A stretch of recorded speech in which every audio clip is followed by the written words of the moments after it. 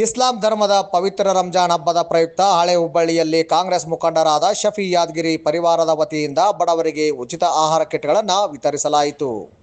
ಈ ವೇಳೆ ಉಚಿತ ಆಹಾರ ಕಿಟ್ಗಳನ್ನು ಮಾಜಿ ಸಚಿವರು ಹಾಗೂ ಅಂಜುಮನ್ ಇಸ್ಲಾಂ ಸಂಸ್ಥೆಯ ಅಧ್ಯಕ್ಷರೂ ಆದ ಎಂ ಮಿಂಡಸ್ಗಿರಿಯವರು ಬಡವರಿಗೆ ಆಹಾರ ಕಿಟ್ಗಳನ್ನು ಹಂಚಿದರು. ರಂಜಾನ್ ಹಬ್ಬಕ್ಕೆ ಶುಭ ಕೋರಿ ಮಾತನಾಡಿದ ಅವರು, ಇಸ್ಲಾಂ ಧರ್ಮೀಯರು ಸತತ 1 ತಿಂಗಳುಗಳ ಕಾಲ ಕಟ್ಟುನಿಟ್ಟಿನ ಉಪವಾಸ ಕೈಗೊಂಡು ದೇವರಲ್ಲಿ ಪ್ರಾರ್ಥನೆ ಸಲ್ಲಿಸುತ್ತಾರೆ. ಹೀಗಾಗಿ ರಂಜಾನ್ ಹಬ್ಬ ಬಂದರೆ ಸಾಕು, ಉಳ್ಳವರು ಹಾಗೂ ಪ್ರತಿಷ್ಠಿತ ಕುಟುಂಬಗಳು ಜಕಾತ್ ಅಥವಾ ದಾನ ನೀಡುವ ಮೂಲಕ ಬಡವರಿಗೆ ಸಹಾಯವಾಗುವ ರೀತಿಯಲ್ಲಿ ದೇವರ ಹೆಸರಿನಲ್ಲಿ ಜನಸೇವೆ ಮಾಡುತ್ತಾ ಬಂದಿದ್ದಾರೆ.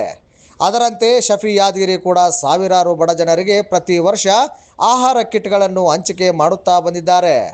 ದೇವರು ಅವರ ಕುಟುಂಬಕ್ಕೆ ಇನ್ನಷ್ಟು ಶಕ್ತಿ ಹಾಗೂ ಸಾಮರ್ಥ್ಯ ನೀಡಲಿ ಎಂದು ಶುಭ ಹಾರೈಸಿದರು. ಅಲ್ಲದೆ ಅಂಜುಮನ್ ಸಂಸ್ಥೆಯ ಸೂಚನೆಯ ಮೇರೆಗೆ ರಂಜಾನ್ ಹಬ್ಬವನ್ನು 30 ದಿನಗಳವರೆಗೂ ಉಪವಾಸ ಆಚರಿಸಿದ ಬಳಿಕ ಅಮಾವಾಸ್ಯೆ ಚಂದ್ರ ದರ್ಶನವಾದ ಮರುದಿನ ಅವಳಿ ನಗರದ ಹಲವೆಡೆ ವಿಶೇಷ ಪ್ರಾರ್ಥನಾ ವ್ಯವಸ್ಥೆ ಮಾಡಲಾಗಿದೆ. ಅದರಂತೆ ಪವಿತ್ರ ರಂಜಾನ್ ಹಬ್ಬವನ್ನು ಶಾಂತಿ ಹಾಗೂ ಸಂಭ್ರಮದಿಂದ ಆಚರಿಸಲಾಗುತ್ತದೆ ಎಂದರು. ಈ ವೇಳೆ ಅಂಜುಮನ್ ಅಧ್ಯಕ್ಷ ಎಂ ಮಿಂಡಸ್ಗೇರಿ, ಕಾಂಗ್ರೆಸ್ ಮುಖಂಡ ಶಫಿ ಯಾದಗಿರಿ, ವಸೀಂ ಅಲ್ಲಾಬಕ್ಷ್, ನದಾಫ್, ಅಬ್ಬು ಯಾದಗಿರಿ ಹಾಗೂ ಇನ್ನಿತರರು ಉಪಸ್ಥಿತರಿದ್ದರು.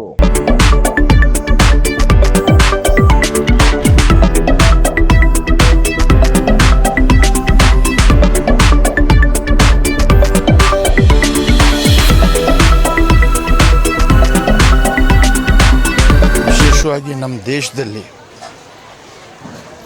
ರಂಜಾನದ ಹಬ್ಬ 30 ದಿವಸ ಅಥವಾ 29 ದಿವಸ ನಾವು ಒಂದತ್ತಿ ಮಾಡ್ತೀವಿ. ಮುಂಜಾನೆ 5:30 ಗಂಟೆಯಿಂದ ಸಂಜೆ ಸುಮಾರು 6:50ವರೆಗೆ. ಈಗ ಇವತ್ತು ಕೊನೆ ಶುಕ್ರವಾರ ಇದೆ. ನಿನ್ನೆ ರಾತ್ರಿನೂ ದೊಡ್ಡ ರಾತ್ರಿ ಇತ್ತು, ಅದಕ್ಕೆ ಶಬೆ ಖದರ್ ಅಂತಾರೆ, 27ನೇ ತಾರೀಕು ಅದು ಮಾಡಿದ್ವಿ ನಾವು. ಇವತ್ತು ಕೊನೆ ಶುಕ್ರವಾರ, ಚಂದ್ರಮ ನೋಡಿ ರವಿವಾರ ಅಥವಾ ಸೋಮವಾರ ನಮ್ಮ ರಂಜಾನ್ ಹಬ್ಬ ಮುಗಿತೈತಿ. ಊರಿನ ಹೊರಗೆ ಹೋಗಿ ಈದ್ಗಾದಲ್ಲಿ ಎಲ್ಲೆಲ್ಲಿ ನಮ್ದು ಇದು ಐತಿ ನಾವು ನಮಾಜಿ ಮಾಡಿ ಬರ್ತಾರೆ ಎಲ್ಲರೂ. ನೂರಾರು ಮಂದಿ, ಸಾವಿರಾರು ಮಂದಿ, ಲಕ್ಷಾಂತರ ಮಂದಿ. ಮತ್ತು 27ನೇ ತಾರೀಕು ಒಳಗೆ ನಾವೇನು ಜಕಾತ್ ತೆಗಿತೀವಿ, ಅದು ಆಹಾರ ಧಾನ್ಯ ಇರ್ಬೋದು, ಅರ್ಬಿ ಇರ್ಬೋದು ಅಥವಾ ಹಣ ಇರ್ಬೋದು, ನಾವು ಬಡವರಿಗೆ ದೀನದಲಿತರಿಗೆ ಹಂಚ್ತೀವಿ.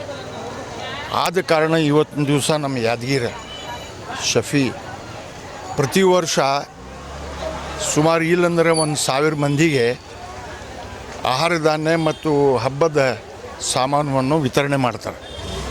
ಅದು ತಾವು ಕಣ್ಣಾರೆ ನೋಡಿವಿ. ಈ ಸಂದರ್ಭದಲ್ಲಿ ರಂಜಾನದ ಹಬ್ಬದ ನಿಮಿತ್ತ ಅವರು ಏನು ವರ್ಷಾನುಗಟ್ಟಲೆ ಮಾಡಾಕತ್ತಾರೆ, ಅವ್ರಿಗೆ ನಾನು ಅಭಿನಂದನೆ ಸಲ್ಲಿಸುತ್ತೇನೆ. ಯಾಕಂದ್ರೆ ಪ್ರತಿಯೊಂದು ಸಮಾಜದಲ್ಲಿ ದಾನ ಧರ್ಮ ಮಾಡೋದು, ಯಾವ ಧರ್ಮದಲ್ಲಿ ದಾನ ಮಾಡಬಾರ್ರಿ, ಅನ್ಯಾಯ ಮಾಡಿರಿ, ಬಡವ್ರಿಗೆ ಏನಾರ ಕೊಡಬೇಡ್ರಿ ಅನ್ಕ ಯಾವ ಧರ್ಮನೂ ಹೇಳೋದಿಲ್ಲ. ಜಗತ್ತಲ್ಲಿ ಎಷ್ಟು ಧರ್ಮಗಳು ಇದೆ, ನ್ಯಾಯ ಆಗಲಿ, ದಾನ ಆಗಲಿ, ಏನಾರ ಸಹಾಯ ಮಾಡಿರಿ ಅನ್ಕ ಹೇಳ್ತದೆ. ಅದ್ರ ಸಲುವಾಗಿ ರಂಜಾನ್ ಹಬ್ಬದಲ್ಲಿ ನಾವು ಎಲ್ಲರೂ ಈ ಜಕಾತ್ ತೆಗೆದು ಅದು ಸಾಮಾನಾರ ಕೊಡ್ತೀವಿ, ಅರ್ಬಿಯಾರ ಕೊಡ್ತೀವಿ, ಹಣಾರ ಕೊಡ್ತೀವಿ. ಇವತ್ತು ಅವರು ಕಿಟ್ ಮಾಡಿ ತಾವು ಕಣ್ಣಾರ ನೋಡಿ ಮಾಡಾಕತ್ತಾರೆ. ನನ್ನ ವತಿಯಿಂದ ನಿಮ್ಮ ವತಿಯಿಂದ ಅವ್ರಿಗೆ ಅಭಿನಂದನೆ ಸಲ್ಲಿಸುತ್ತೇನೆ. ನಾನು ಈಗಾಗಲೇ ತಮಗೆ ಹೇಳಿದಂತೆ ಚಂದ್ರಮ ನೋಡಿ ಸೋಮವಾರ ಅಥವಾ ಮಂಗಳವಾರ ಕೊನೆ ನಂದು 31 ಇಲ್ಲ, ನಮಗೆ 29, 30 ಈ ಹಬ್ಬದ ನಿಮಿತ್ತ ಇವತ್ತು ಶುಕ್ರವಾರದ ನಿನ್ನೆ ದೊಡ್ಡ ರಾತ್ರಿ ಆಚರಣೆ ಮಾಡೀವಿ. ರಂಜಾನ್ ಹಬ್ಬದ ನಿಮಿತ್ತ ಎಲ್ಲ ಬಾಂಧವರಿಗೆ ಈದದ ಶುಭಾಶಯವನ್ನು ಕೊಡ್ತೀನಿ. ರಂಜಾನ್ ಹಬ್ಬದ ಶುಭಾಶಯ ಕೊಡ್ತೀನಿ. ಜಗತ್ತದಲ್ಲಿ ವಿಶೇಷವಾಗಿ ನಮ್ಮ ದೇಶದಲ್ಲಿ ಶಾಂತಿ, ಸೌಹಾರ್ದತೆ, ನೆಮ್ಮದಿ, ನ್ಯಾಯ ಇರಲಿ. ನಮ್ಮ ದೇಶದ ಪರಂಪರೆ ನಡವಳಿಕೆ ಬೇರೆ ದೇಶದಂತ ಇಲ್ಲ. ಕಾಶ್ಮೀರದಿಂದ ಕನ್ಯಾಕುಮಾರಿ, ಕಾರವಾರದಿಂದ ಕಲ್ಕತ್ತಾವರೆಗೆ 145 ಕೋಟಿ ಜನರು ವಾಸ ಮಾಡ್ತಾರೆ. ಇದಕ್ಕೆ ಒಂದು ಇತಿಹಾಸ ಇದೆ. ಸುಮಾರು 145 ಕೋಟಿ ಜನರು ಒಂದೇ ಧರ್ಮದ, ಬೇರೆ ಬೇರೆ ಧರ್ಮದವರು ಇದ್ರೂ ಸಹಿತ ನೀವು 200 ಕಿಲೋಮೀಟ್ರ್ ಹೋದ್ರೆ ಭಾಷಾ ಚೇಂಜ್ ಆಗ್ತೈತಿ. ನಮ್ಮ ಕನ್ನಡ ಭಾಷೆ ನೀವು ಬಳ್ಳಾರಿಗೆ ಹೋಗ್ರಿ ತೆಲುಗು ಮಿಕ್ಸ್ ಆಗ್ತೈತಿ. ನಮ್ಮ ಉರ್ದು ಭಾಷೆ 200 ಕಿಲೋಮೀಟ್ರ್ ಹೋಗ್ರಿ ಅದೊಂದು ಸ್ವಲ್ಪ ಬೇರೆ ಆಗ್ತೈತಿ. ಹೈಯೆಸ್ಟ್ ಲ್ಯಾಂಗ್ವೇಜ್ ಏನು ಹುಬ್ಳಿ ಉರ್ದು ಇದು India Lucknow pure Urdu, Delhi pure Urdu, Hyderabad pure. ಇಲ್ಲೇ ನಾವು ತೆಳಗೆ ಬಂದ್ಕೊಳ್ಳಿ ಆಬೆ ಅಂತೀವಿ ನಾವು ಭಾಳ ಪ್ರೀತಿ ಇದ್ರೆ ಅವ್ರು ಅಜ್ಜಿ ಅಂತಾರೆ, ಅಯ್ಯೆ ಸಾಬ್ ಅಂತಾರೆ. ಇಲ್ಲೇ ನಮ್ಗೆ ಆಬೆ ಅಂತಾರೆ.